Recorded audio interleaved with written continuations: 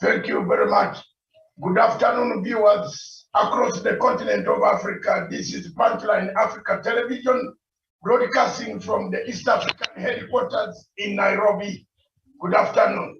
Viewers across the continent of Africa and the world, in Europe, in America, in Canada, in South Asia, in China, Russia, and Central Europe. Wherever you are welcome to this show, Punchline Africa, brought to you by Dr. David Matanga.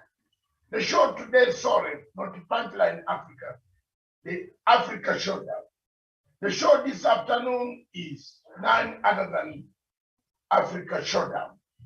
On this show, we shall be looking at the African news and at the same time, look first at the Kenyan news, regional news, African news, and the globe at large. Viewers, as you know, very many events have happened on the continent of Africa, and we want to thank you very much for your weekend. But this is a new week, and this week there are quite a number of things going to happen in Kenya and across the continent. Kenya is back again on the limelight on the question of ICC. The entire week for up to 21st, we shall be seeing a lot of fires. We shall be seeing stories that we have not been seeing. Good afternoon, viewers. With me on the panel is my co-host, Miriam Ogutu, and on the panel from CBD Nairobi, and Miriam from the headquarters of Punchline Africa TV. Good afternoon. A very good afternoon to you, and good afternoon to our viewers. Good morning, good evening, depending on where you're tuned in today. With us on the panel, and if you like to make a contribution on this panel, you can join us on the Zoom number, which is on our flyer in blue colors. You can join us, and you will be allowed in to join us and discuss matters that affect your country, wherever you are. The Zoom numbers are in blue and on our flyer. So punch in, you will be welcome to discuss with us anywhere in Kenya, wherever you are. Don't insult, don't do what, just punch in. With us on the panel this afternoon is none other than our investigative journalist and one man only, Mr. Colombo. Good afternoon, Daniel Sean Wesonga. Yes, a very good afternoon to you, Dr. Matsanga David, at our Political Command Center. Good afternoon, my colleague Miriam Ogutu. Good afternoon to our viewers who are watching us live from Kenya, East Africa, Africa, and the rest of the globe. It is my pleasure to be on the African Showdown this afternoon. Thank you very much, my comrades. Let's switch on, let's go. And Miriam will take us through with the headlines, news headlines, if she has the copies. And we see what Africa, what Kenya is. What is in Kenya? What is ticking in the politics of Kenya? East or West? This week is a do or die.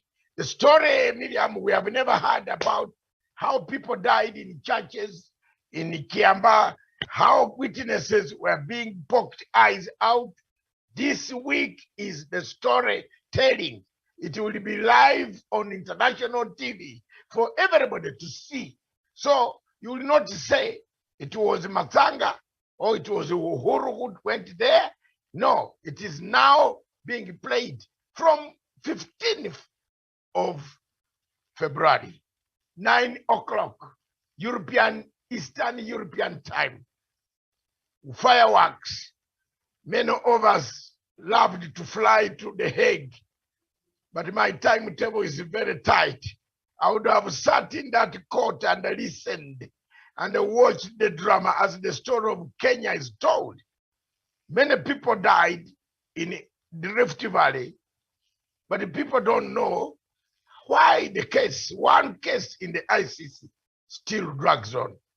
Back to you, Miriam, for the headlines, but that is just a preview of what we are going to have today. Thank you.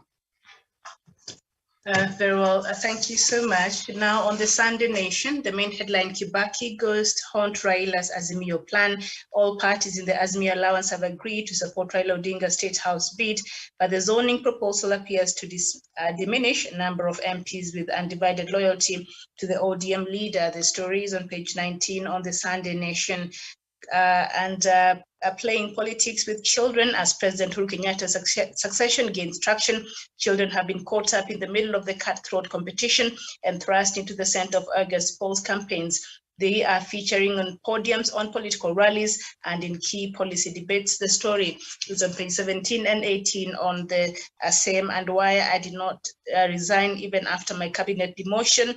That is an interview of former Devolution Cabinet Secretary Charles Keter, and you'll find that on page 10 and 11. It is an exclusive there on the Sunday Nation, and of course the story and part of what we shall be looking at this afternoon. Start of ICC trial puts Kenya in global spotlight.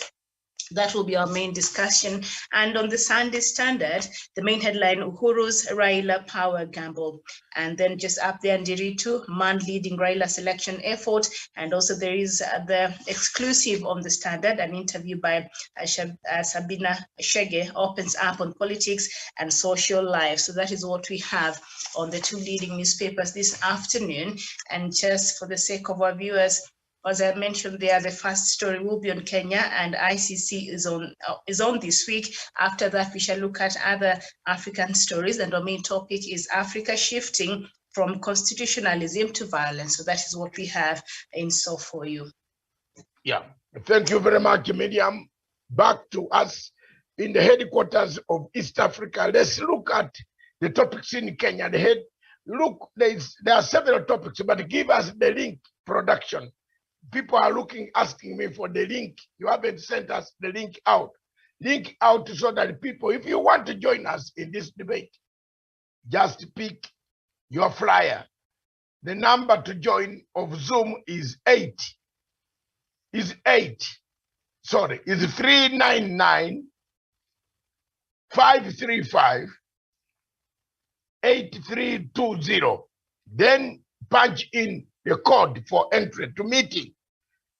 The number is 503 670. You will be inside. I can see Samson Omeki Ongera, my dear brother, has been lost. Thank you very much for coming back. And we are still on the same guy and chasing the same guy. Miriam has already read the headlines, and we are looking at people using the children. I picked something there. People using the children as a symbol. Ruto was crying with the kid. There was another person who was crying with the kid. Children being used as a symbol of what does it mean? The other time I saw goats colored, an animal colored with UDA colors. And I was complaining that there's a man, a footballer in London who plays for West Ham, who kicked a cat, and that the neighbor saw him kick the cat. That man has a lot of time. I think he's even resigning from the football club in West Ham because of me kicking the cat. But here we are. We have people using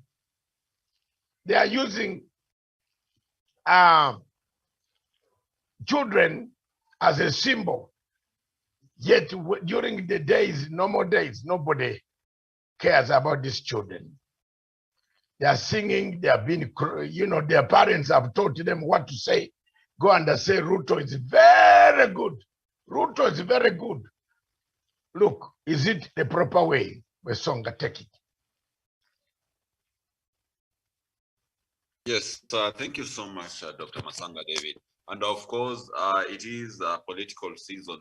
And as much as we want to maybe drum up support for preferred candidates, we must be able to sieve maybe from going to the extremes of even having children, young children who do not have that particular conscience to make political decisions from being used as objects of political rallies. And I saw the other day a kid reciting a poem to William Ruto, This is not something new to the UDA brigade. We've seen them countless times using children, even singing music to the deputy president. But as a people, we have to look back into our history. Has this individual been a protector of children, even as much as they're trying to do an illegality by bringing children into the political foray? We remember so well the vivid images of the Langata land Langata Primary School land field fair done around the Western Hotel. We know whatever happened in Kiambachach, we will not be maybe intimidated or maybe feel like we should not talk about some of these things. The record has it that in Kiambachach, a child was thrown out of the fire when the church was burning, and some warriors actually took the child and threw them back into the fire that was consuming down the church.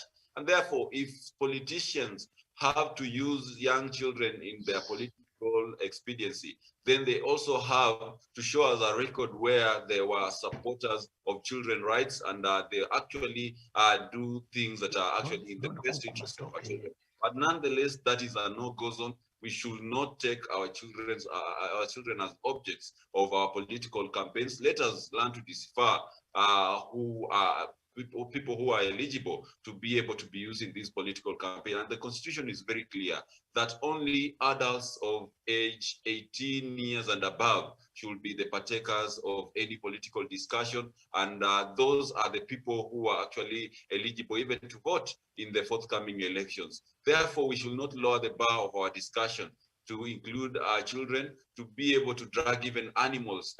The other day, Dr. Masanga, sometime last year, we were discussing about even the animals' rights, where we saw some animals being painted with paints which are not maybe quite well for their own skin and all that. We have animal rights, for God's sake. This week, we've been having a very, very strong discussion in the UK, where a Premier League player was actually almost jailed for kicking a cat. And here in Kenya, we behave as if that is something which is very normal when we are seeing animal brutality, when we are seeing kids being used in political campaigns, and no one talks about it. I think it is high time as a country we came out and condemned people who want to use our children in a bad way, people who actually also go a long way to use even the young people in a bad way. These are people who have never shown interest in children. These are people who have no track record of helping our young people of this particular country. So therefore, Dr. Masanga, I support you that we should not maybe perhaps allow a few greedy politicians to be able to damage the society by inducting these young people, young children who are toddlers to a political scene. And what happens if we have a stampede happening in these campaigns? Those children are in danger of being even stepped on. It has happened in various countries where stampedes happen in a political rally and young people, children are stepped on and we lose lives. So we should actually also advise parents to desist from taking their children to political gathering, and the law enforcement agencies should actually ensure that these are adhered to. Whenever we have a political campaign, let us not have school-going children or any kind of toddler hovering around these particular premises. Dr. Masanga, I submit. Thank you very much. Samson, do you have anything? Any of you, Miriam, what are the comments on the question of children? You have your child, she's at a primary school or a boarding school, and somebody just picks the child and puts the child on a microphone, on a car, top of the car. Do parents play part in making sure they rehearse or they target certain children and say certain VIPs and say, when he comes, you go there?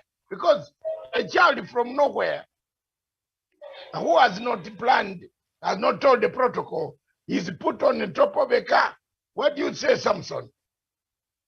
Thank you, Dr. Masanga. Thank you to Ms. Miriam and the panelists.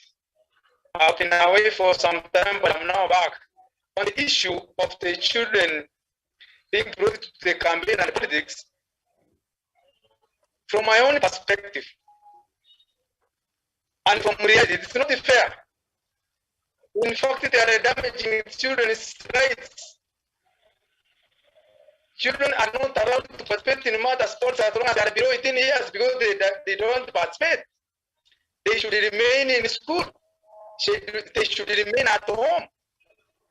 There are things that can only happen in Kenya, Dr. Masanga, and you can concur with me that in Kenya is where you find big politicians can find the children and try to move around with them in terms of showing their numbers. And in the children, the children who are going to school. So it's unfortunate that we are a society that we have since much tolerated such acts in our midst, and it is high time now that we stand up and call out those leaders who bring children to campaigns. If anything, as my brother indicated, if anything happens in those campaigns, children will be the victims, will suffer, will die because they can't run away. So it's not fair and it's not good for politicians and leaders to start now attracting children, in fact small children, to campaigns, to politics. And remember, in those campaigns, it is not ideological based campaigns, Dr. Masanga, it's just abuses. Now they are training young children to abuse each other in those political rallies. So for me, I can call out everybody who is now introducing children to politics, to leave children alone, leave children at home. Let them go to school, let them go to church, let children play at home. Let us do our politics. Because as long as we bring children to our politics, and we know bad language to abuse each other, what are we teaching our young children for? We are going to have a society that is not good for people to even trust.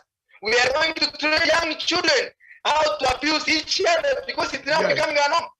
Because if these people can talk words that are not palatable in public, what can stop that young children from learning to do so? So going forward, I'm calling upon leaders from both sides to please leave our children at home. Leave them go to church and go to school. Let them play at home. Because at home they are safe. At school they are safe. At church they are safe. We need the service of these people. So that going forward, we have campaigns that are conducted by people who are able to conduct those politics. Because you see, it's about age. When you are below 18 years, you are a kid. You are supposed to be held somewhere and not to go in politics. And we know our politics, Dr. Masanga, it's not good, it's not attractive. We all run away because those things that lead us other in those political rallies, they are not good for children. They are not good for consumption for young people. So we urge our leaders, please leave our children at home. That's my submission. Dr. Masanga and the Mayor. Thank you very much. You are saying leave the children out. Do these people, maybe, Miriam, do you have any comment on it? Do people ask for permission for the children to be brought on top of the cars? Your child, you are at home and your child maybe has gone for a rally. Then you see someone comes with your child on top of the car and says, this is sing a song. Do parents play a role in quietly rehearsing for money? Is it poverty? What level of poverty is pushing people to teach even children? Because I've seen even on social media, there are people who have taught children of the age of 2 years to sing Uhuru or Ruto or Raila. Are we safe with the community?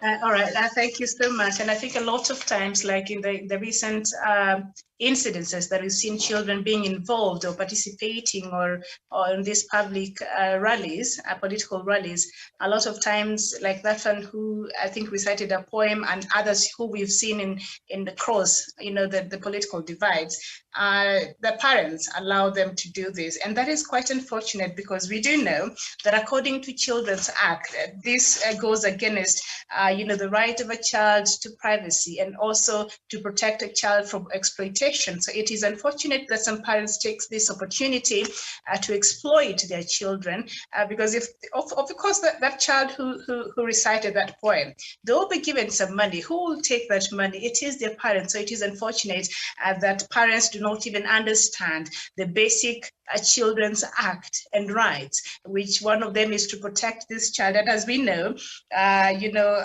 how our politics is. That child will go there, will say that poem, and we know how our politics is very, polarized. So the next day they go to school, maybe they have another child that comes from a family where they do not support, the person that child was saying the poem to. This child will start being picked at, even in class, and this will even, pose some psychological and some, threat to this child's life. So I think sometimes we allow some things to happen as parents, but we do not really understand the magnitude and the kind of effect this might have, in our children. Let's stop using our children as political accessories. They're not accessories. So let's stop using them in that manner. And we should, by all means necessary as parents, protect our children's innocence. Let not involve our children in our politics. We should protect them as much as possible. Too much exposure in this toxic politics like we have in our country, I think is not good for our children. And I know a lot of politicians who use this exploitative way. They want to pose themselves as if they're very humble, and of course they have a soft side about them. I think there are other ways they can do that without involving these children who should not even be in those political platforms to start with. And when you look at a lot of these politicians, you will never find them bringing their underage children on those platforms. So why would you allow your child to be used in that manner? If you see them bring their children, they're the grown-ups, at least the 18 and above, you hardly see them bringing their underage children, because they do understand the importance of protecting them. So why can't we do the same with our children? And why can't these politicians also do the same in protecting other people's children? So the blame, Miriam, according to you, is both sides. The politicians, they should also say no. Some of them bring out money, pay these children. I saw the one in Kisumu, very pathetic. Joho giving out. Who will look after the money? The child himself says, no. That one is a thief. Don't give him the money. So it is very embarrassing. Douglas Kirimi, what do you have to say about this? It's very embarrassing, really. My child to be there, I think the child himself knows the thief. He said, don't give him my money. So it is, you are right, it is a well-coordinated act. Even the parents know, the people know, the vendors know, they want money. Douglas Krimi. Thank you, Dr. David Matsanga, and also good afternoon to Miriam Ogutu, to Samson Omenchi, and also to my friend Sean Wesonga, and our friends across the world. Good morning, good afternoon, and good evening, depending where they're watching us from. Thank you, Doctor, for having me on the show. I have an issue with taking children to go meet politicians on top of cars, whether it's a school function or whatever it is. In early 1990s in this country, President Moi was fond of getting school children to sing praises of him. And one of the songs that was sung in his name was Kwekwe song. The Kwekwe song was sung in, I think, 1992 or 1991, thereabout. I think I was not even born. And that Kwekwe song has been used to profile communities, has been used to profile political parties members. That Kwekwe song that the children sang in the name of President Moi, showing royalty, so that their school in Kangundo will raise funds for President Moi. I think it was in Kaba, in Ukambani, or Kangudo, thereabout. I don't know. I can't praise the specific school. But in that particular day, when those children sang that song to His Excellency, the third president of the Republic of Kenya, President Daniel Arap Moi, They were very innocent, but they didn't know. Their mothers didn't know. Their fathers didn't know. Their teachers did not know that this very song, the Kwekwe song, would be used to profile communities that years later, would be used to profile people many years later. If President Moi, for example, had his own State House choir that was funded by taxpayers to sing songs for him, or contract a small community choir in Kangundo or in Kaba, that community choir would have sung a decent song that is not Kwekwe of those days. The Kwekwes of those days, the children that grew up in the era of the Kwekwe song, are the same people using the same Kwekwe sentiments to profile individuals, to profile other political opponents, and also bring ethnicity, bring up a political intolerance in this country. And it was bred as a result of carelessness between teachers, between community organizers, and between KANU sympathizers, and also the president himself, who permitted such occurrences. And he was very happy when small school-going children, standard 1, 2, 3, and 4, was singing that any bad element in the KANU government or KANU party should be removed and should be thrown away. And that Kwekwe profiling of individuals, political parties, as bred war has come out today to the fore. In the name of William Ruto, a good student of President Moi, William Ruto is fond of being praises being sung in his name, and also is fond of calling out the shots and also making sure that children come to him on rooftops and receive money. And the same problem that has been spread across the political divide, where we find that the Azimio leaders, led by Joe and others, are using the same antics that are used by Dr. William Ruto to spread intolerance, to spread irresponsible parenting, and also to spread bad role models in the society. Because if we would have stopped these children in 1980s and 90s from performing to ends of state, to the end of state, and also our leaders, we would have stopped the madness that we see today, Dr. David Masanga. Back to your question, the child that was receiving money in Kisumu, the kid said that I think it was in Vihiga. The kid said that I want money, give me money, I'm very broke, give me 10,000. A small kid who has no school fees, who has not access to school, let's say for the last 3 months or so, was calling out Governor Joe to give him 10,000, that he is broke. As more school-going children should not be broke. He should have enough books, he should have enough pens, he should have enough uniforms or good uniform and a school bag to go and secure his own future, the way Governor Joe and others went to school. Because how can I relate a 10-year-old or 8-year-old boy with being broke? Graduates are broke. And this boy who is supposed to be in school when Joe was holding a rally on that day in Vihiga County, or Kakamega County, or Kisumu County, or any other part of this country, that boy should be given enough books, pens, and a bag, and school uniforms and shoes to go to school. He shouldn't be on rooftops asking for handouts from politicians. Dr. David Masanga, it is a problem that has been bred over the years, permitted by President Moi and his students like William Ruto, who has his students sing praises of him, create poems in his name, and they praise him for nothing but political sympathy. And as we know, power is very transient.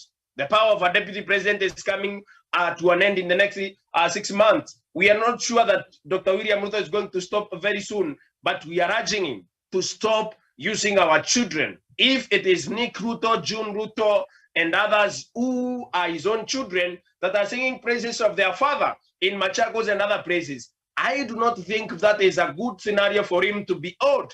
Nick Ruto, a trained lawyer, or Ambassador June Ruto, singing praises and poems to his own father who is running for president of the Republic of Kenya.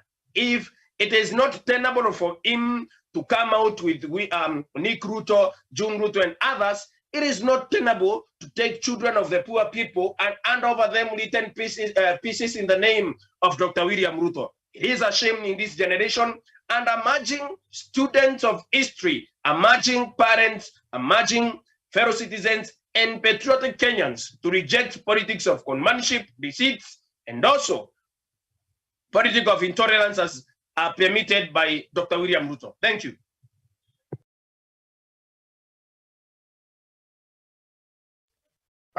Thank you very much, Douglas. You have raised quite key issues here, and all of you have raised issues. So let's move on to any other topic that I see. That one of the topics that I see before we cross to come to the real subject of today is the question of the deputy president in exchanging views with the president. The more the Ruto exchanges views, insults the president, the more he becomes unpopular. Today, what has just happened in Baringo a few minutes ago, Ruto removed or stopped. Ruto stopped Mr. Sudi, Oscar Sudi, from speaking a few minutes ago in Baringo. And Oscar Sudi turns up and said, Usinizarau, you know? So you can see now where we are heading. Oscar Sudi says, Usinizarau, unanizarau kwa nini? Unanizarau kwa nini? So he was supposed to come. The crowd was saying, Sudi, talk, because Sudi is one of those people who is ever insulting the president and the president's family. So I think someone has pumped some sense in Ruto that, look, this behavior is not going on. Today in the Facebook, I stood up, and I stood up for Pauline Njoroge, who has been actually demonized, by Oscar Sudi. And I asked Oscar Sudi to come for men, real men like us, who can also make sure that Miguna cannot write about them. We shall write about him. We shall also demand and write, even if it means writing up to their bedrooms, we shall write. Because the more you insult the president, the more we also get angered, because we are also friends of the president. And that's all. That's what we are going to do. From next week, it is gloves off. If that is the way they want to do it, let's do it. You cannot be insulting a lady, telling her that she went to remove these underwears, then she's paid for 1 million because she removes an underwear with somebody from State House. Such things we are not going to tolerate. They bring fire. My team is ready. Scorpio, Zebra, Jeff, all of you, they are ready. There are many. And we are not going to tolerate that. So the behavior I've seen, one of these captured by, I think, before we go to the main topic, let's make our comments. Douglas, on Daniel, sorry. Yes, thank you so much, Dr. Matsanga. And of course, we've seen that the deputy president and his allies, these are teams that actually thrives in obscenities and demeaning women for their own political capital. And Oscar Sudi has had this penchant of attacking the head of state. The other day we saw Rashid Achesa, a man who is of corruption, or trying to strike a fake arms deal in the office of the deputy president, saying that if William Ruto makes a mistake of appointing him as an assistant minister of interior, then he's going to jail the sitting president. And that begs to interrogate the conscience of a rightfully thinking Kenyan, that do these people really deserve to be in office? Because, Dr. Matsanga, a person who does not respect the presidency, the position that President Uhuru Kenyatta holds, does not deserve to become the president of this country. If he cannot control his allies, those allies who insult the president, those allies who insult women, then this is not the right person to become the president of this country. And we've seen Oscar Sudi doing that over and over again. And whatever I know, Dr. Matsanga, I have very, very credible sources who always tell me that it is not Oscar Sudi, it is not Ndindi Nyoro, it is not Sylvanus Osoro. it is always William Ruto who sent these puppets to insult the president and any other people who disagrees with their boss. And therefore, the buck stops at the doorstep of William Ruto. If he has stopped Oscar Sudi today from speaking, I hope he's doing it from the bottom of his heart, because you cannot be sending emissaries and mercenaries to insult the president in the podium, but while they are speaking, you are laughing from the in the crowd with them, together with the other people who are actually disrespecting the president. So to me, I believe, Dr. Matsanga, we do not have genuinity in whatever William Ruto is doing. He's disrespecting his boss. He's using and misusing his MPs and allies to insult the president, and the latest trend of them demeaning women is not acceptable, Dr. Masanga. The other day, they were on the neck of Mama Ida Odinga. Then they followed with Governor Charles Ngilu, and then Sabina Chege, Mary Kilobi, and today now they are on the neck of my friend Pauline Joroge. So I believe, Dr. Masanga, this has to be condemned in the strongest terms possible. We should not disrespect our women in as much as we play politics. We should not disrespect the head of state. He's the president until he vacates office on the 9th of August this year. He's still the president, and we have to respect the institution of the presidency. That is the right way to go. And anyone who does not respect presidency does not deserve to be in the same office. I submit, Dr. Masanga. Okay, thank you so much. Samson, what's your comment on this subject? Okay, thank you, Miriam. The issue of William Ruto abusing the president is not new. William Ruto started abusing the head of state since the handshake. That is when things started falling apart. Since then, it has been a norm and a practice and a way of life for Tanga. They sleep, they wake up, they dream about how to abuse the head of state and the partners in their handshake. So it's something that is what they never do is what they are doing will cost them. And so far so good.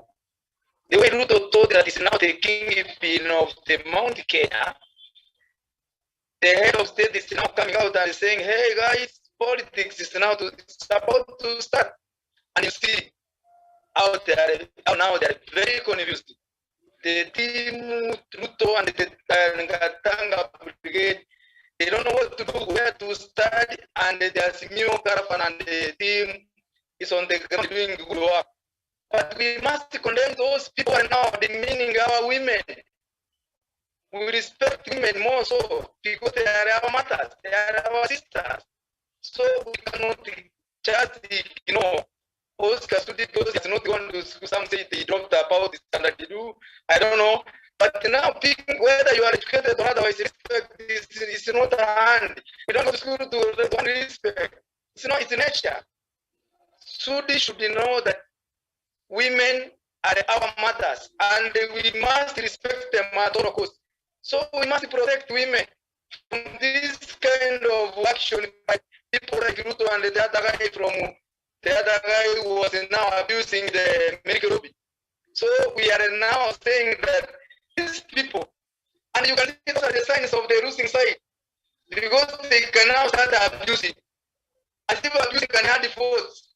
We are on the ground, but we are not happy the way Ruto is training his guns against women. I don't know whether he has missed people to compete with. Those women are not the rest. They're just the people who are campaigning for Simio. And we are saying we are here at them abusers so that we can respond. They cannot go for weak people, for women. Let them come for us. We told them, come to us. Leave aside the women.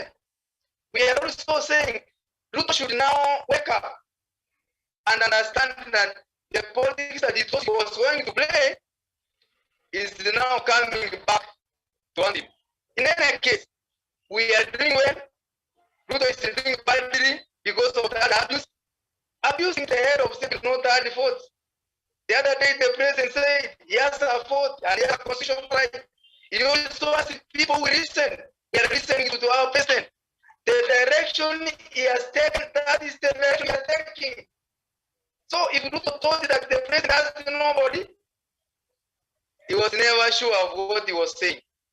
And I want to assume that this is still listening. Let Ruto and his team respect women. Let them know that women, they're not competing with Ruto. Ruto is competing with Raila. Guru is not on the ballot. Ruto is competing with Raila.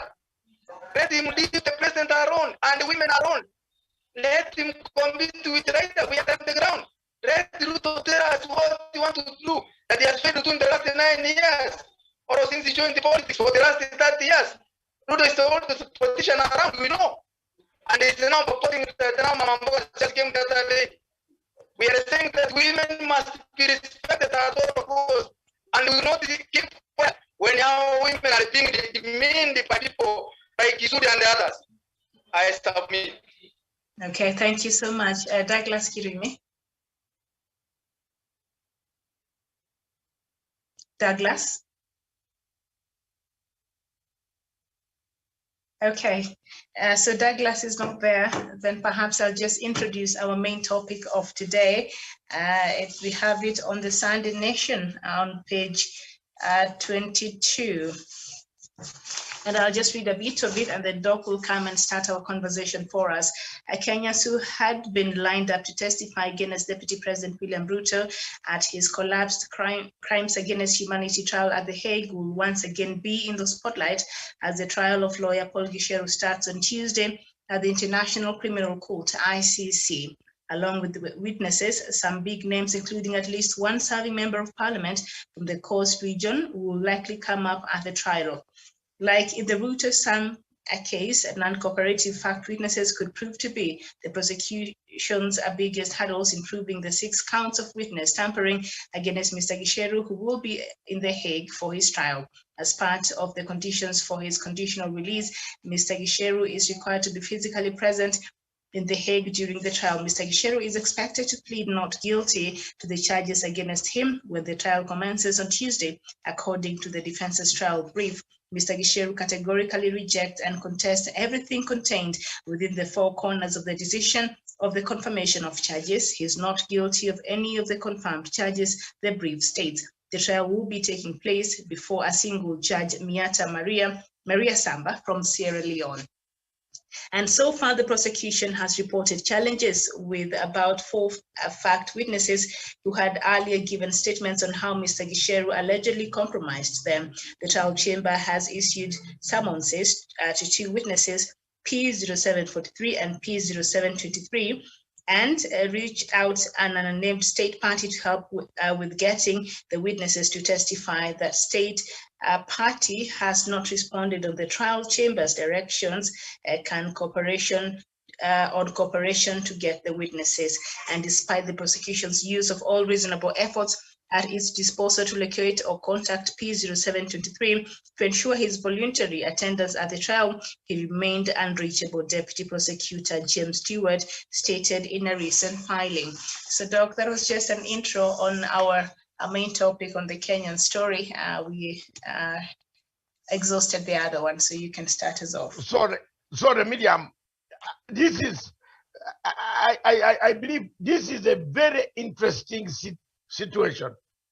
From Tuesday onwards, Kenya will change. How Kenya will change? Most Kenyans will be glued.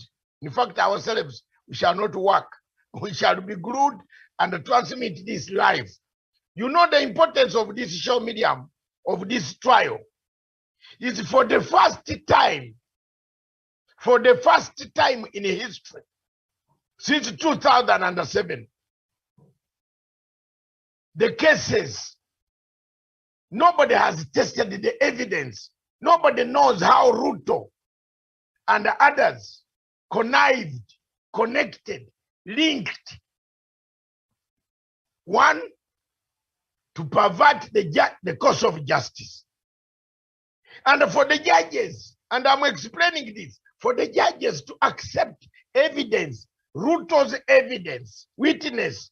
In fact, the latest, Miriam, now is the judges on Friday admitted the video link, the video of Ruto's witness to be used. So you can see how determined the court is. So if you are looking for the fault, Miriam, every Kenyan is going to hear exactly how people planned to kill people in Kiambaa Church. How people plan to kill witnesses. It is a very interesting scenario for until 22nd of February. Then the court can go and sit to make a ruling. So there are two things that I want to explain to Kenyans and let Kenyans understand. There are two things. The original case of Ruto was against a situation of Kenya. But in the case now on Paulo Gicheru, and whoever is going to be mentioned as a person who provided money to Mr. Paulo Gicheru is against an institution which is called the court. So once you are against the court, you kill witnesses of the court, you bribe witnesses of the court, you are a criminal, an ordinary criminal. So the warrant of arrest, there is no more summons, as it was the other time, Miriam, and Daniel and Samson, that the other time there was a summons, Ruto can appear at his will. There was a summons. But this one, once Mr. Paulo Gicheru, because time is going to come when Paulo Gicheru will be pressed in a corner. And you are going to be sentenced for each account 5 years. 5 years concurrently. That means your life will never come back again. If there are 20 accounts, how many years are those? That's 100 years in jail concurrently. Or a fine of 500, not more than $500,000. Okay, a fine you can pay, or both. The court can decide both. You pay the fine, reparation. And this case of Ruto, witnesses have died. Meshach Yebei was one of the witnesses who was found dead in Miami, eyes poked out, killed, eaten by hyenas. That is, you see, have you seen the criminality there, all of you? There is a criminality element. And there is someone, the man who was supposed to say, yes, his man gave me the money and told me to go and tell Udo to withdraw, was killed. But they are survivors. So the OTP, Stuart has managed to bring down survivors, the leftovers. They have coined the case. That video, admissibility of the video now is where the fulcrum of the case lies. And once in this case, they mentioned that it was Miriam, or it was Daniel, or it was Douglas, or Samson, or Matsanga. There is no more going through the country. A warrant will come. This is now a criminal warrant where you must have bail conditions set after staying in custody. Then they can set the bail conditions. So in this case, if I were Mr. Ruto, I would start thinking and sitting down to send lawyers by tomorrow to be there observing what is taking place. But because Ruto now thinks he has Karim Khan, who cannot now interfere with the case, because once they see the interference, he will lose his job.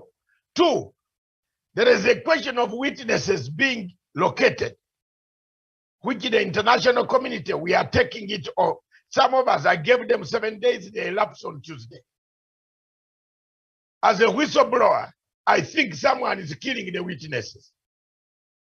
And the medium time has come for us and the people to say, who is this?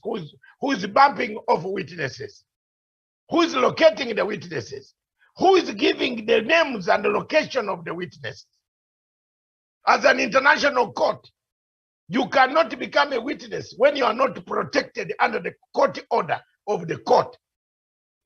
And most of my lawyer friends who come here wake up in the morning on this television telling people, do not tell people lies. Let's tell the truth. A witness in ICC is protected by court order. And that witness is supposed to change names. That's why you see OTP 07967, OTP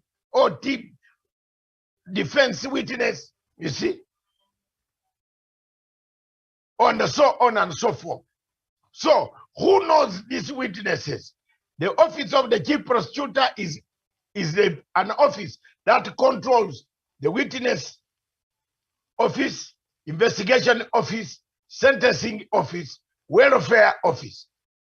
It is the office of the chief prosecutor that knows that the witness is in country Norway, or witness is in country Belgium, or witness is in country Tanzania, or Uganda, or Khartoum, or Egypt, or whatever, Djibouti. So who is telling? Why is it that it is only in this case of Kenya that witnesses are bumped off? That is the question. And therefore, Kenya, I'm sorry. In my final statement on this is, there is a saying in Africa that when they tell you about the path of an elephant, a child who does not listen to the mother who tells that child that the elephant passes on this route, I think you editors, all of you can conclude what happens. It's very clear that the elephant, one day, the child meets the route that you see elephants follow one route. And Douglas Kirimi from Meru will know very well. Elephants come all the way from Sagana down there. In fact, at night when you are sleeping, you might think it is an earthquake. When they are going up the mountain towards Meru. I've gone to Sagana Lodge, one of the lodges down there, not the Sagana State House, one of the lodges deep down there. At night we thought the tent was shaking, only to come out and see a big crowd of elephants, big. From here up to, it's almost like 1 kilometer, elephants.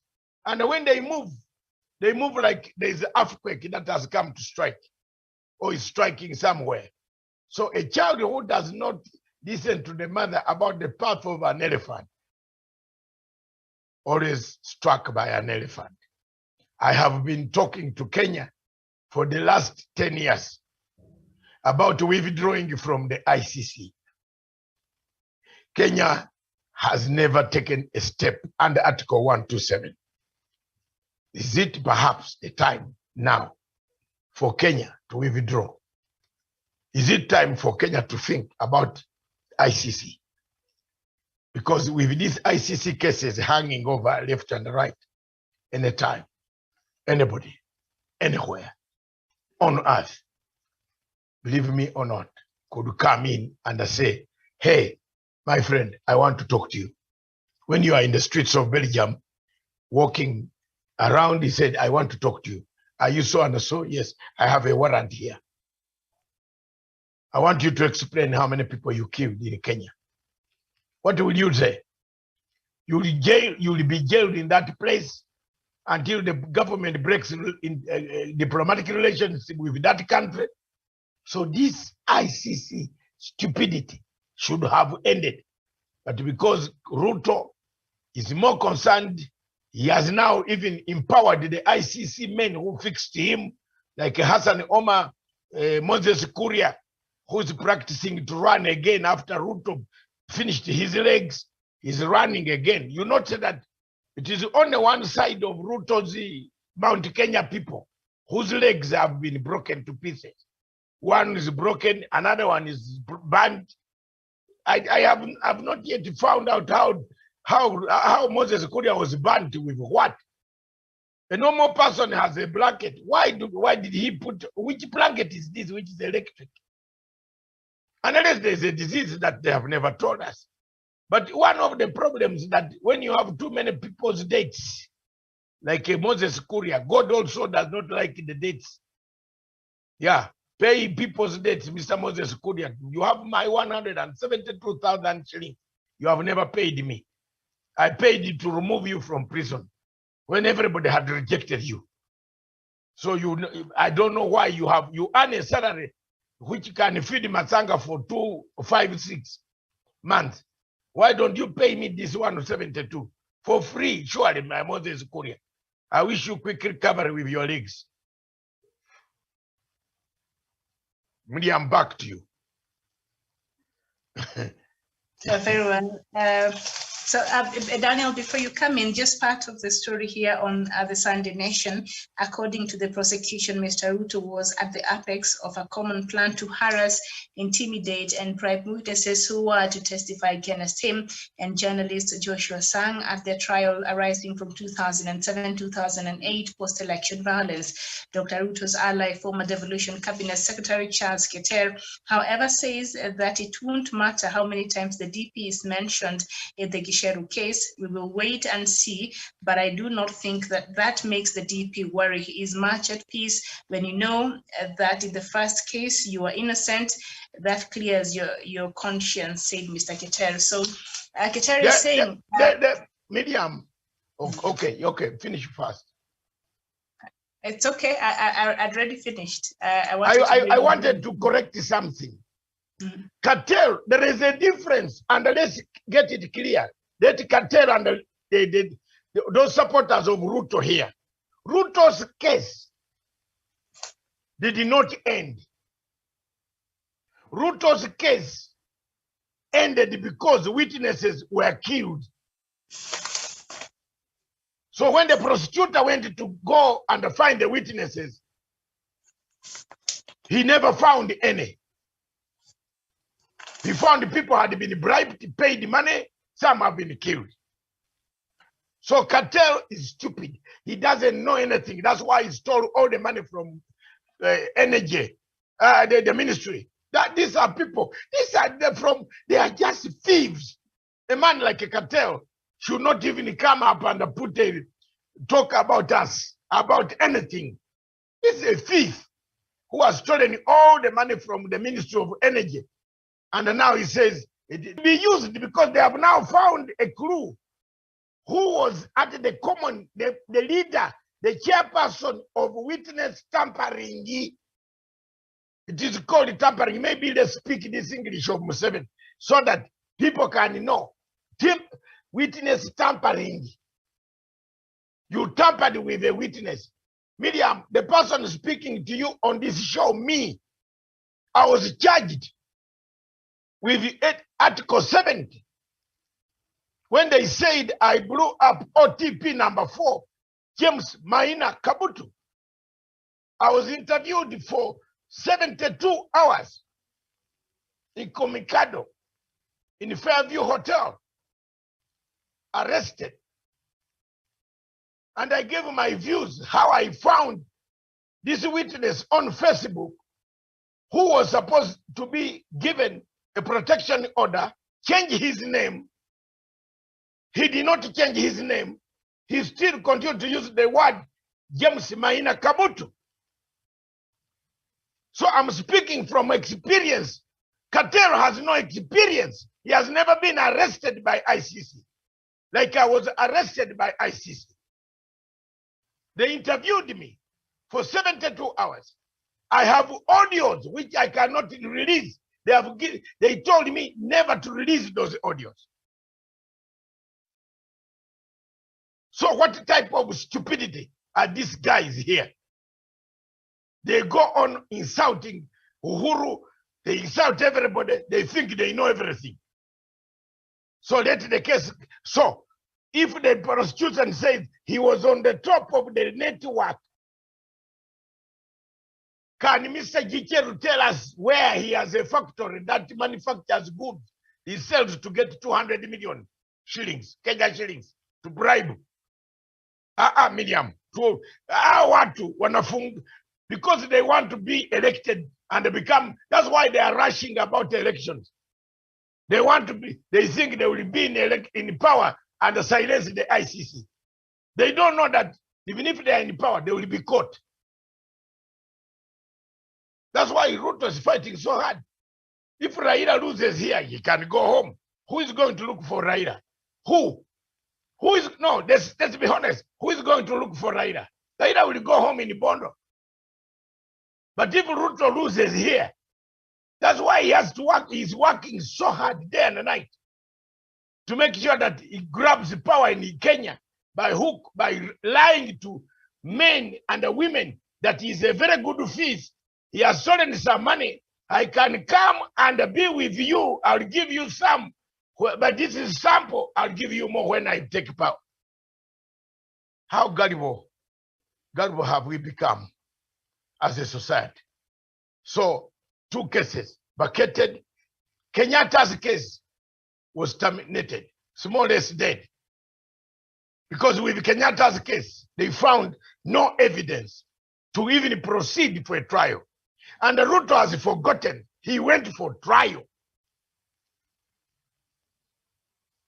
Katero does not know. Kenyatta never went for trial because the case had no evidence. Over to you, Wesonga. Thank you so much, Dr. Masanga David. And of course, you've been able to exhaust this particular subject quite intensively. And for those who know you in realm of being an expert in ICC matter and in the jurisdiction of the international law. So I won't want to dilute that much, but whatever I'll say, Miriam, is that perhaps whatever has been done in darkness shall always come back out in light. And that is what is happening here in Kenya. Whoever has been killing witnesses, whoever has been interfering with the course of justice at ICC will soon be exposed. And there is no way Keter can allege that this is not going to end at the doorstep of William Samoei Ruto.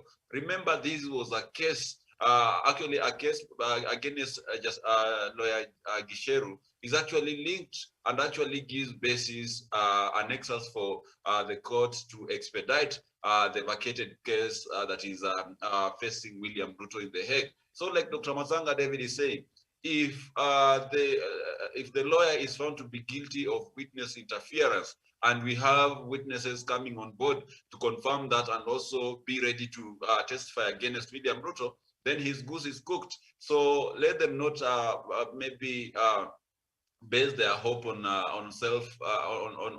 false hopes and maybe imagination that this case might not affect William Ruto. It is William Ruto that is the man in the picture, and therefore anything that happens in The Hague actually directly affects William Ruto, and therefore they should be very worried when this case continues to go on in ICC. President Uhuru Kenyatta gave out money, and he actually advised that as a country we should move out of ICC. Why didn't William Ruto also join the same ship and be able to maybe have an African Court of Justice set up where such local matters can be handled? Otherwise, he never shown any interest, and he instead actually concentrated more on his presidential campaign since 2015, and never showed any interest in matters ICC. Like Dr. Masanga has always maintained, he never even went to say thank you for people who helped him maybe have his case vacated. But here today he is. You can know by the intensity of the matter that is being discussed how it's gonna end. And that is why perhaps even William in his political journey, he has taken Musalia Mudavadi just in case things do not go well at the ICC. And therefore, Miriam, this is a very, very dark cloud lingering overhead of William Ruto, and things might go deep south maybe sooner than later. And that is the reality of the matter. So to me, Miriam, let the course of justice prevail. Let ICC be able to interrogate who has been killing witnesses, and let also have those witnesses who were actually tampered with be brought before the court. And if they are willing to testify, let the course of justice take place, and let Kenyans who are burnt in churches, Kenyans who are displaced, witnesses who are killed also get their share of justice, Miriam. I submit. Very well, thank you. Samson, your thoughts? Thank you, Miriam. The issue of IC never ended. Let's come back again. Because we have never known who banned Kenyans in the judge. And it's important that we know who killed the people in the run-up to 728 post-election violence. What is coming out of ISIS now is not something that is new to some of us, because the case never ended. It happened that the witnesses were killed or were nowhere to be seen. Some of them died. That is what made the case not to proceed at that stage in then. And as a criminal case does not expire, does not end. If at any given point the court finds evidence bringing towards that crime, then the case is likely to be reopened afresh, and the suspects will come now to face justice. So the ICC, let them doing their work. I believe justice will prevail at the end of the day. Because remember, those people who wrote the draft ones, they don't sleep because they don't know what exactly happened. Some of us, we don't know exactly what happened. And they're here to know who killed who banned people in the chat, because people are just talking about that. They're just giving threats. They're drumming, they're beating God down again.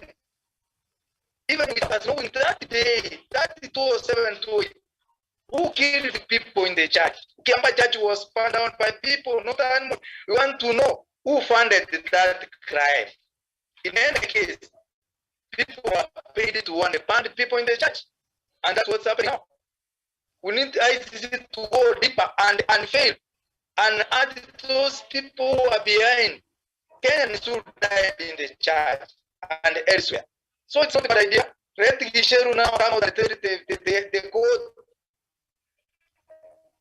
who sent who funded him to want to prep witnesses or kill or do whatever he did in then. So from there, and then it just will prevail. We don't know. We are not sure who is carrying the book. But what our interest as people, as Kenyans, is to know the truth. It's justice to be fair. In any case, people die, and we have never known who killed those people because none has ever been taken to court. None has ever been taken to jail for those crimes. So for us to be nice, for another day, but for now, the ICC do its work. The ICC do its investigation. If there is evidence that can lead to those people in the church, we will be more than happy to know them. Just for knowing them, it will be enough for us to cross that bridge, because we know. We want to know, because you remember, blood of a human being is not a blood of animal or a cow. It's a blood of human being. And once you kill, maybe you can kill at night, but that blood will give you no peace. At some point, truth will come out. And I think it's about the time now that the truth is almost coming out, so that the Kenyans, people, the world will know exactly who was behind the people who died in the church, and those other people elsewhere who killed them, because they were never killed by animals, they were killed by people. So the ICC do their work, and at the end of the day, we are eager to know what exactly happened and who killed who, so that Kenya will now have peace going forward. The issue that Kenya will continue to be a member of ICC. Dr. Masanga has elaborated more, and I can't elaborate further, But for now, because we are 3 members, let them do their job so that Kenyans will know the truth about those people who funded and who killed Kenyans in the name of politics. I submit. Very well, thank you. And I think that marks the end of our Kenyan topic, unless there's anything else there. But if not, then we shall move on to our other topic on Africa, and is Africa shifting from constitutionalism to violence? And perhaps, Doctor, you would start for us the same topic.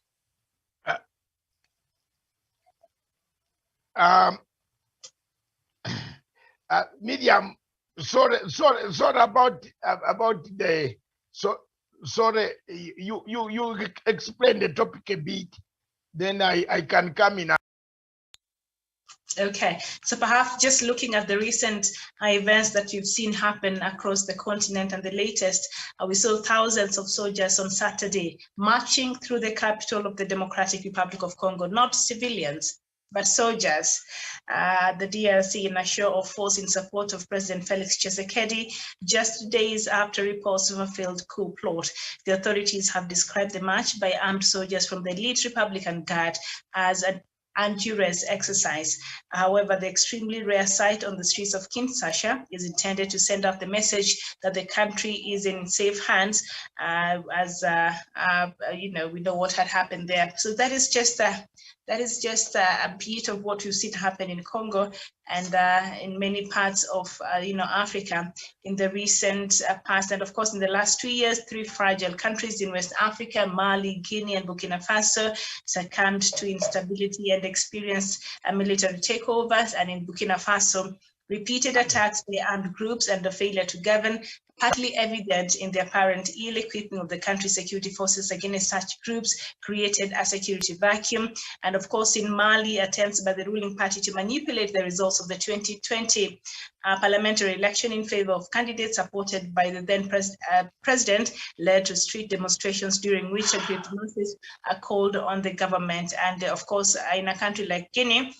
September 2021 military coup was the consequence of months of long political crisis that triggered by President Alpha Conde's bid to remove presidential term limit restrictions through a constitutional referendum in March 2020, a move that allowed him to seek a 3rd term in office. So that is just a few, but you know, examples that we've seen and how that has played out in the continent. Thank you very much, Miriam. I am back now. A coup in DRC Congo. The picture of 4 presidents meeting in Congo Brazzaville. I hope the production team can bring them out. You have the pictures. Go to my wall, you will see the pictures. Some of 4 presidents: President Museveni, President Nguesso, President Tshisekedi, and President Eyadema. President Eyadema is the president of Togo, the son of Eyadema. They met in DRC Congo and they are still there for free working holidays. Miriam, this comes from a background of Uganda being told to pay $325 million. And I want people in the world, one of the problems that kills African countries is, Miriam, they don't, and the view, and the panel, they don't listen to advice from real people who know what it is. They listen from allowances. African departments of legal affairs only take allowances. And they don't listen to experts. The Congo case, and the Ugandan lawyers listening, and the Ugandan president listening. Because as a Ugandan, somehow I would have to be paying that money. President Museveni, let him listen to me and his legal team. International law is different from winning a case in Kampala. The implications of this case, Mr. President, needs activism. The case opened a lot of Pandora's box. Miriam, if they say pay 60 million for people who were killed, what does it mean to you? It means there were people killed. There were human rights abuses made, killed people. So the families of those people who are lining up to pick this 60 million, in short, the court in The Hague has simply sent us to hell. We have actually gone to the floodgates of hell. People are going to come up. My house was destroyed. Who wanted to destroy? So if Uganda says it is not going to pay, look at what is going to happen. You know what's going to happen? Individuals in DRC Congo will wake up, walk on the plane, climb the plane, arrive in ICC, and say, our human rights were abused. We are beaten, killed.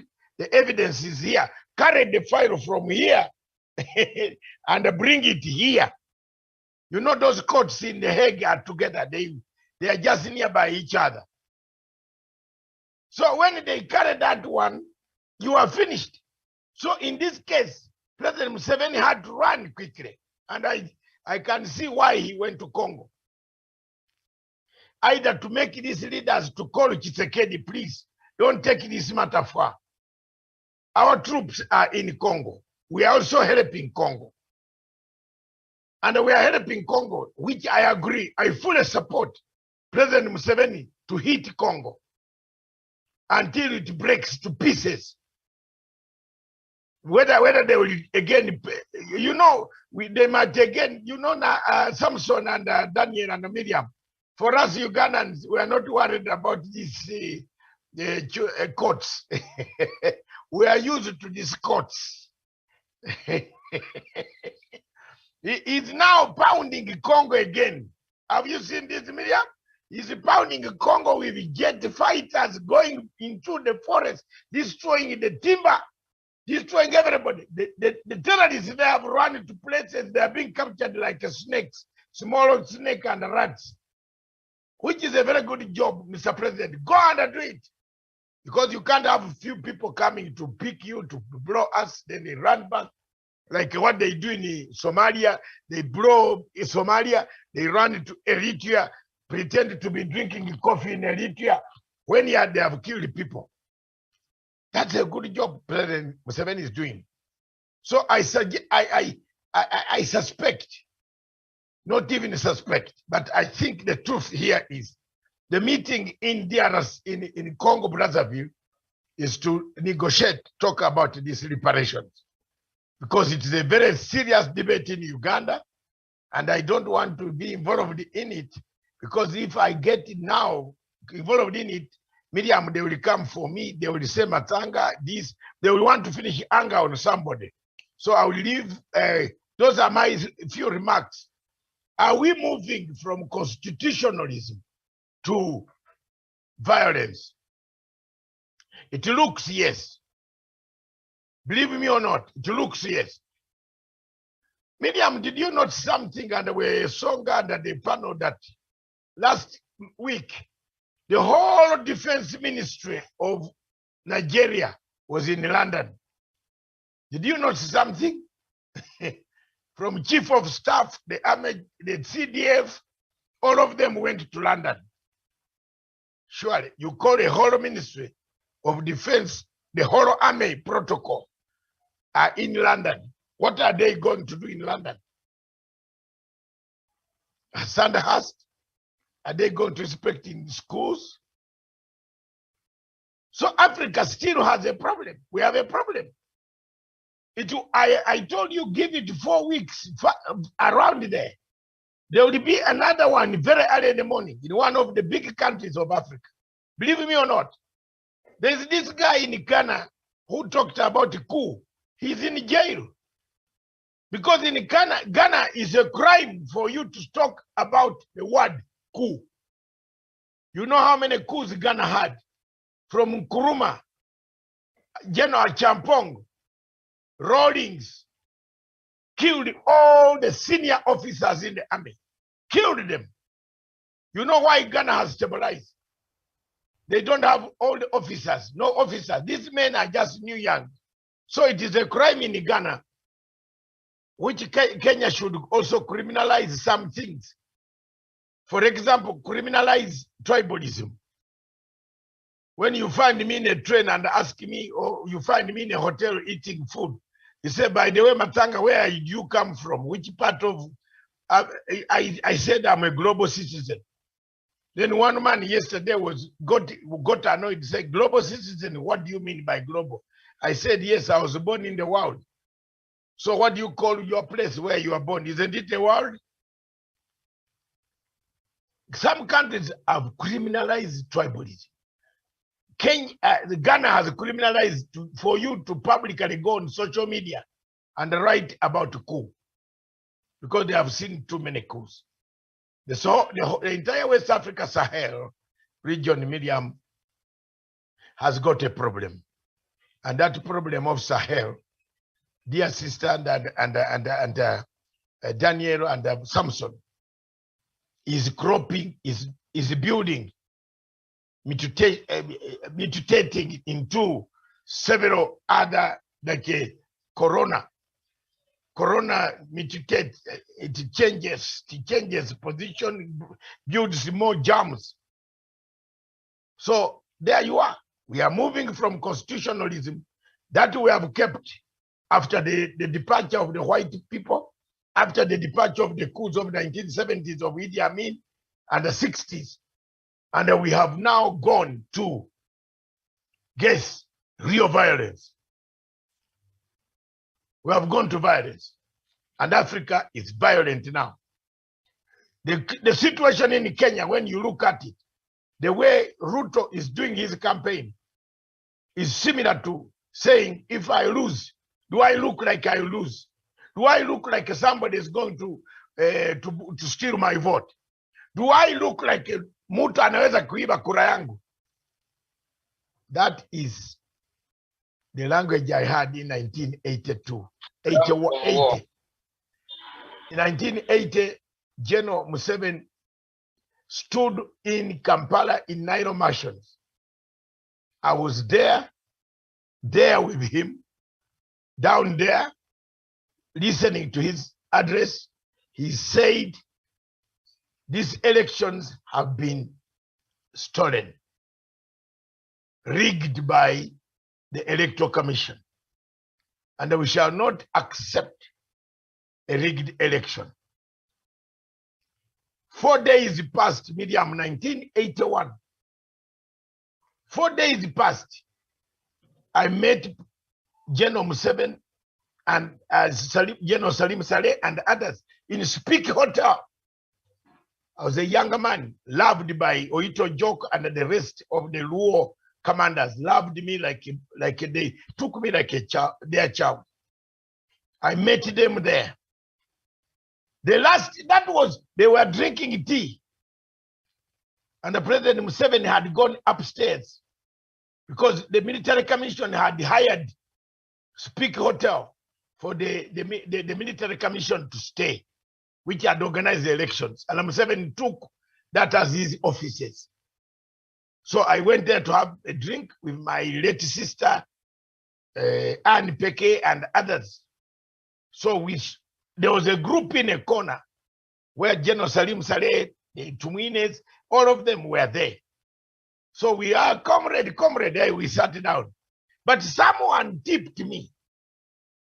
And this is the truth. I tell the truth about this. Someone tipped me and said, you come here. In the office where we were talking, there was something. A man called Victor Bwana, whom I was working with. Kumbe, Victor Bwana knew. He said, oh, brother, we might meet in the future. I'm going for studies. The man tipped me, was telling me shortly, the studies was the bush. I went and I said, please, this thing is going to happen. The following morning, His Excellency President Museveni left that same night. Until today, how many years are this? From 1981, calculate them yourself. Wesonga, you're a good mathematician. He came back as a leader. We were overthrown. We ran around like a chicken. We came like a chicken that has fallen in the water. Some of us are putting on a brave face here. But we looked in 1985, we were really chicken. When we arrived in Bohongu Stadium, we were chicken that had fallen in, not even water. Water you can swim a bit, but oil, this cooking oil was on us. You will not know where to go. You have been overthrown. You have left your family. We left our family. Look at me here today. I was slender man. Today, I've grown, eaten chips. Here I am. Look at this. I used to eat good food and I was slender, quick. But because of exile, 37 years ago, past, I'm here. I speak from experience. So when you see a man telling you, unaona nani, unaweza kuiba kura yangu. What plans has he got? He has got plan B, that he might not accept the results. Then you trigger a violence. And that is what Ruto is capable of doing. Because if you see the group that moves with Ruto, are former terrorists, former operational commanders whom he meets. He doesn't do business with the ordinary. You show me one Kenyan who has a company with Ruto. Have you seen one? Have you seen Ruto's factory? Where? Here, apart from chicken. Even the chicken at his Sungoi home. There are Bazungu there who are injecting, who are veterinary doctors claiming it to be. Have you gone to his farm? There are Bazungu there. So are there no African who can inject those chicken? You are staring at a problem. So Africa is moving from constitutionalism to violence. Every election we hold, nobody wants to listen. Nobody wants to agree of the results. We are heading to violence. Look at Sudan, violence. Look at South Sudan, Miriam, up here. It is very bad. I heard yesterday, it is really very bad. It is a matter of a whistle. One thing is going to spark a war. And I think this time, one of the leaders might go away from planet Earth. Because people are not talking about it. But South Sudan is going, it's gone. The men have gone back and armed themselves. So Africa is moving from constitutionalism to violence. As we can see, in Somalia, we can't even organize an election. In DRC Congo, a military coup is coming. The whole of West Africa is a fear. Some presidents don't want to fly out of the country. Because now you don't know whether you will come and find your junior officers that have sat on your seat. So that is my submission on this subject. Thanks. Very well, thank you so much. Daniel Wesonga. Yes, thank you so much, Miriam. And of course, just like Dr. Masanga David puts it, this is a very, very delicate maneuver for DRC, more specifically, because why would ICJ issue a judgment that is so divisive to these two countries which have just started working together in a bid to pacify the eastern side of the country? Why would they issue a ruling that they know too well cannot be implemented? ICJ does not have the mechanism, neither does it have the structures to actually enforce the rulings that it gives in regards to countries, borders, and other disputes. So to me, I believe with the meeting happening in Brazzaville, I believe there's so much cooking beneath the surface. And if Congo DRC is not quite careful, then the country might be plunged into a state of mayhem. And having in mind that these maybe conflict might escalate beyond its borders into other countries which are surrounding it, then I believe the path that the ICJ has given the Congo DRC to follow is not the right path. It will lead it into a ditch and into a state of quagmire and political mayhem. So to me, I believe in a local solution. We must sit down as Africans. We must sit down. We must have these leaders sitting down between Congo and Uganda and other neighboring countries who have interest in this particular matter, so that they are able to solve this particular issue amicably. Remember, Dr. Matsanga just mentioned that just the other day, there was a coup attempt in DRC Congo. And that tells you that DRC Congo needs its neighbors more than any other country. And therefore, going into a state of tension with Uganda does not really help, owing to the fact that countries in the west of DRC have been seeing a spate of coups sweeping across the region. And therefore, I believe President Felix Tshisekedi should be very considerate and very, very wise when looking at this particular issue. So let him not create more enemies. Let him not be bound to follow whatever ruling that the ICJ has given out, but let him reason out together with his East African brothers, because this is a matter which happened years ago. And this was at the time when Congo was quite ungovernable and there was conflict everywhere. But with peace actually gradually coming back to Congo, I believe any action that might derail that hard-earned peace will actually be a danger to the stability of the Congolese administration. And therefore, there is a need for this matter to be solved through talk, through consensus, through amicable solutions that can be able to be brought on the table. So to me, Miriam, I believe in this issue of Congo, if not handled quite well, then it might actually work against DRC and bring instability into the country. So let them sit on the table, let them talk out with President Museveni, because the peace of Congo is more better to the country than the resources that maybe the ICJ claims that were stolen from by Uganda back in the day. So let us talk about the present, and as we also look into the future, because that is what matters. So to me, that is how I look at it, and I wouldn't maybe wish for a scenario where tensions might rise between Uganda and Congo. I submit. Very well, thank you. Samson, Umechi, sorry, conclude the topic for us. I apologize for that. Now, this issue of constitutionalism or violence is not something new. We have been talking about the same for a very long time. We have been talking about the failed leadership in African countries, local countries.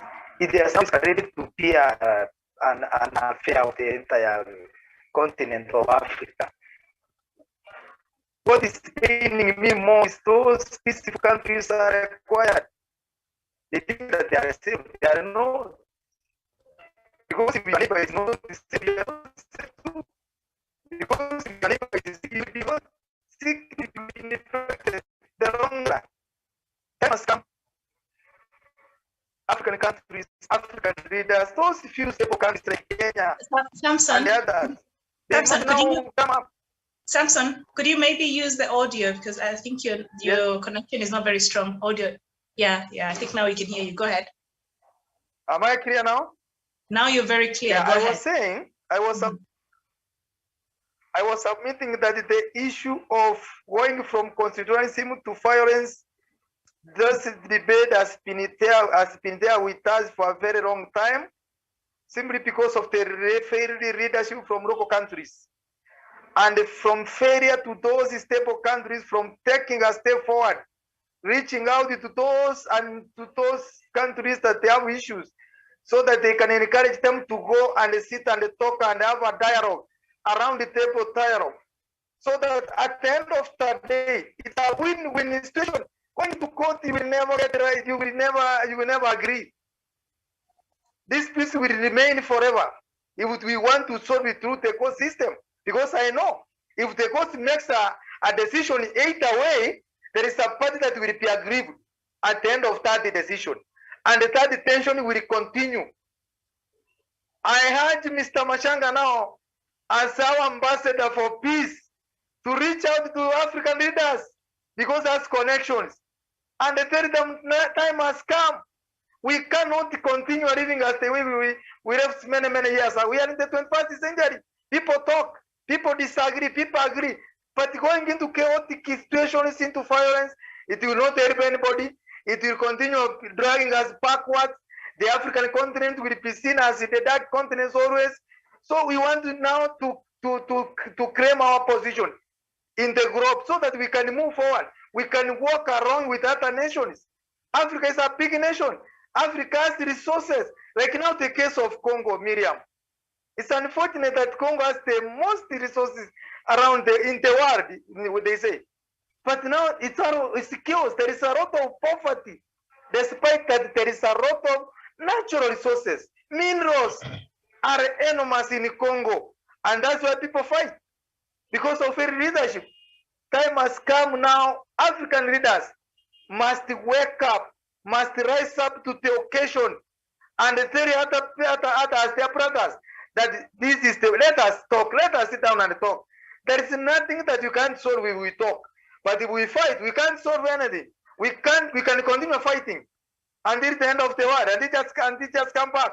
So it is time that the Congo should not now engage or expect that the court will, the verdicts of the court will bring solution. They will never bring solution. People will disagree with that decision. It is good that they sit down, they talk, they dialogue, they sit in around the table, they call friends, and they can agree going forward. So it's a give and a take. It's like a reconciliation. They must reconcile with the neighbors. If they want the stability, if they want the peace, if they want to proceed, to progress, if they want to move along with other nations. But now it's unfortunate that the African leaders, they don't want to see what's happening in other countries and other neighbors.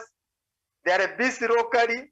Like in Kenya now, you can see from the campaigns, like Dr. Masanga has put it, Ruto is saying, do I look like somebody can steal from me? Those are war drums. There is no another language. It's prepared. That those utterances are recipes for chaos. People will fight in the long run because they will believe that their force has been stolen. So those are the things that I'm saying. They escalated to become now into a continental issue because we have tolerated the same locally. It will progress. It will grow big, and at the end of the day, it will now end up being a global issue, an African issue. So it is better for us, even locally, and I call upon leaders. Election is not a matter of do or die affair. It's you or nobody else. It is you or you must fight. It's elections, you will lose. Somebody will win against you fairly. So don't appear as if you are preparing your community or your supporters for chaos.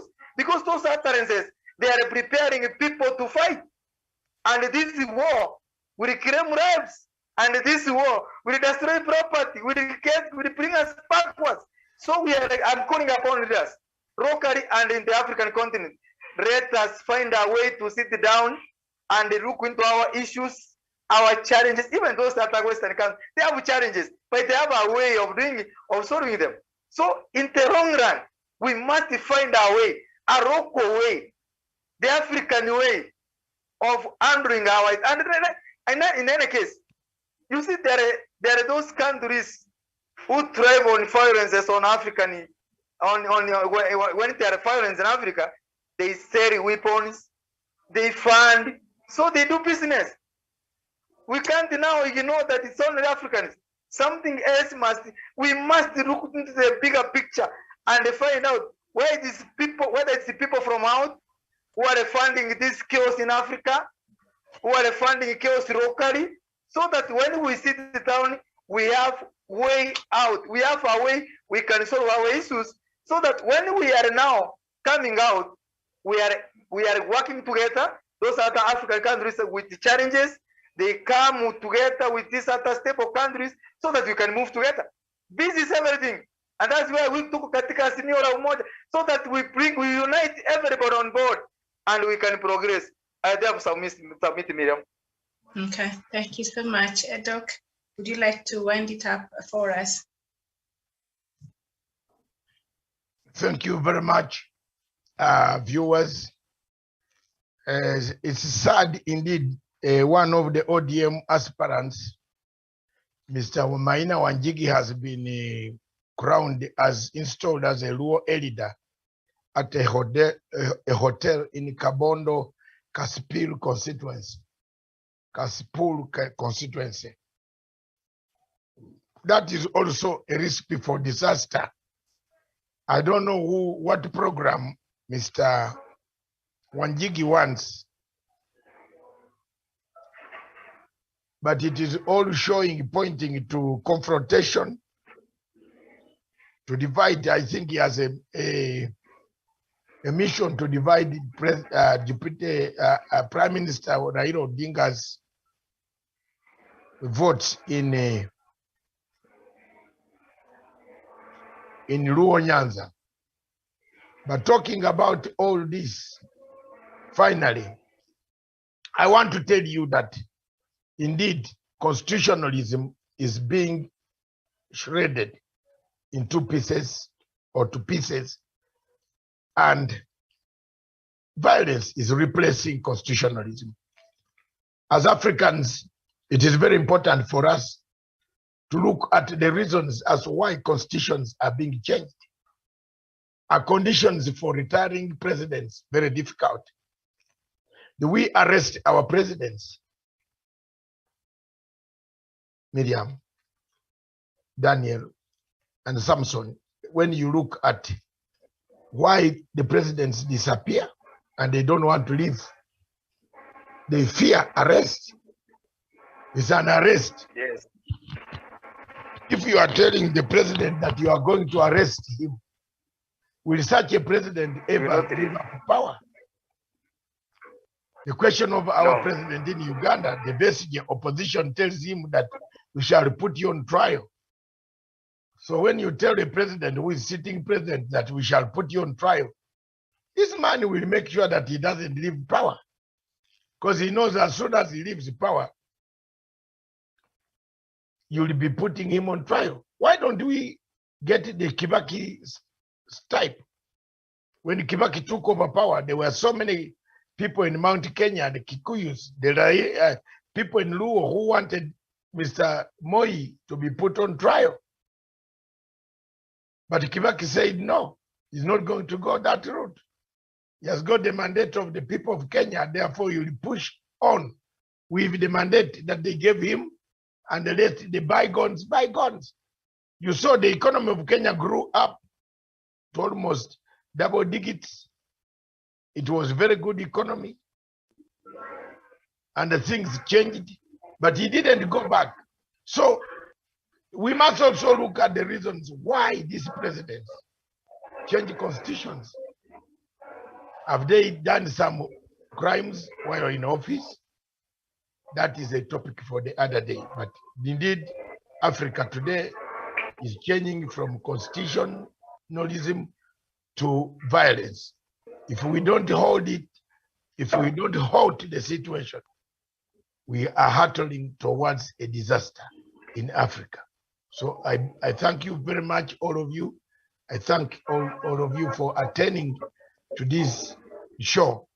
We see each other next Sunday, but tomorrow in the morning, there will be the usual programs as they are lined up. And on Tuesday is a great day for Kenya. Don't forget, the ICC will be on being shown.